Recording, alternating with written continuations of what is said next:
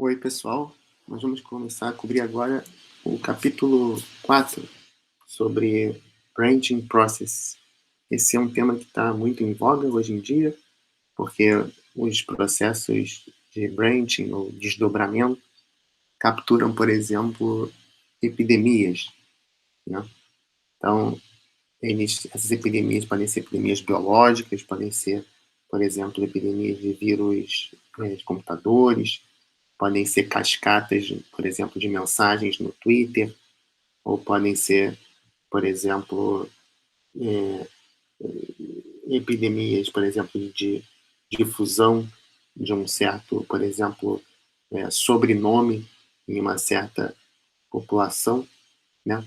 Então, todos esses processos podem ser capturados com esses branching process. Então, o motivo que a gente está cobrindo esse tema é que, além da aplicabilidade natural, ele também é uma boa oportunidade para a gente ver alguns conceitos básicos de probabilidade estatística, como, por exemplo, as funções geradoras de momento, okay? Ou transformada Z. Então, tradicionalmente nesse curso, transformada Z era coberto como o primeiro tópico, a gente está cobrindo agora depois, que a Deise Markov, motivado pelos branching process. Então, aqui no capítulo 4.1, o autor começa descrevendo esse que foi um dos primeiros problemas nos quais apareceu os branching process, que foi a análise de sobrenomes em uma população.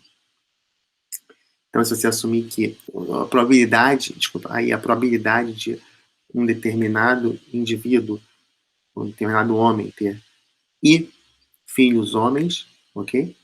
Então, você analisando esses AIs, tem como determinar como é que vai ser a evolução do sobrenome em uma população, pensando aqui de maneira mais clássica, que só os filhos homens herdam um sobrenome. E essa foi a motivação original nos reinados, para entender como que esses reinados iriam ter sobrenomes propagados ao longo da população. Então, aí é a probabilidade de um certo indivíduo ter filhos, em geral, né? Ou de certo nó ter filhos. Né? No caso de sobrenomes seria filhos homens, mas no caso geral seria de ter filhos, e A, em geral, em vetor A, é a distribuição de filhos de um certo nó. A gente vai caracterizar a população por uma árvore, né? E aí a cada nó você vai ter 0 filhos com probabilidade a 0, 1 filho com probabilidade a 1 e assim por diante, 2 filhos com probabilidade a 2 e assim por diante. Então aqui nesse caso, por exemplo, a gente tem as variáveis de estado, que são Z0, Z1, Z2, Z3, que são o número de indivíduos na geração 0, número de indivíduos na geração 1, número de indivíduos na geração 2, número de indivíduos na geração 3. Então, aqui são as gerações. Okay? E ZI é o número de indivíduos na geração I. Ok? Então, a gente vai sempre assumir que Z0 é igual a 1, e, além disso, a gente vai ter algumas outras hipóteses, ok? Então, algumas das nossas hipóteses vão ser que A0 vai ser maior do que 0 e menor do que 1. Por quê? Porque se A0 for igual a 1, né, ou A0 for igual a 0, a gente obtém respostas triviais. Se 0 for igual a 0, o que acontece? A população nunca vai diminuir, ela vai estar sempre aumentando. E o 0 não vai mais estar no espaço de estágio, porque a gente começou com um indivíduo, e se é impossível alguém ter 0 filhos, então é claro que o número de indivíduos vai estar sempre crescendo. E se a 0 for igual a 1, por outro lado, ou seja, se sempre os indivíduos tiverem 0 filhos, então Zn vai ser igual a 0 para todo n maior ou igual que 1. Z0 vai ser igual a 1, mas como com probabilidade de 1 vai ter 0 filhos, a gente vai ter sempre 0 indivíduos, então também não tem graça esse caso. Além disso, em geral, a gente vai estar assumindo que A0 mais A1 é menor do que 1. O que isso significa? Que um indivíduo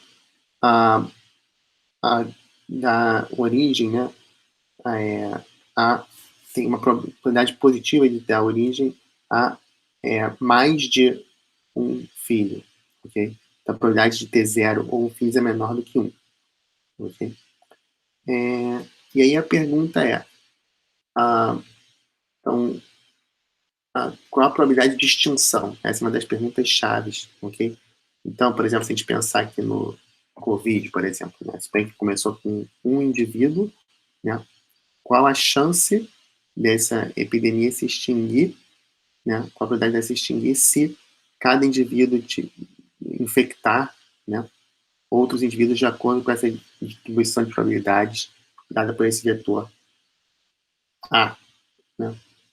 Então, o que a gente vai ver é que se o número de indivíduos que cada sujeito infecta for, na média, menor do que 1, né? Ou seja, se cada indivíduo infectado tiver uma chance de infectar outros, né? Na média, infectar outros assim, menos do que 1, né? Então, vai ter uma grande chance de ser extinto esse processo de epidemia. Enquanto que se ele infectar na média mais do que 1, né? Então ainda tem uma probabilidade desse processo ser extinto, mas tem uma probabilidade de ele nunca ser extinto. Ok? É isso que a gente vai chamar de regimes subcrítico, crítico e supercrítico. Bom, independente desses regimes, a primeira observação, que é um lema inicial aqui, é que nesses processos de branching, todos os estados diferentes do estado 0 são estados transientes. Ok? Então, a gente começa no estado 1, depois vai para o estado 2, 5, 6, e segundo essas hipóteses que a gente colocou aqui, ok? De que A0 varia entre 0 e 1 e A0 mais A1 é menor do que 1, ok?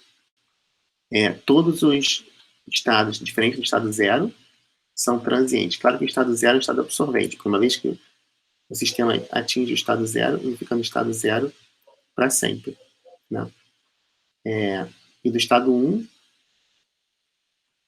existe uma probabilidade de ir para o estado 0, né? Mas também existe uma probabilidade de ir para o estado 2, né? Ou de ficar no estado 1. Né? Bom, então, o 2, existe uma chance de voltar para o 1 ou de ir para o 3.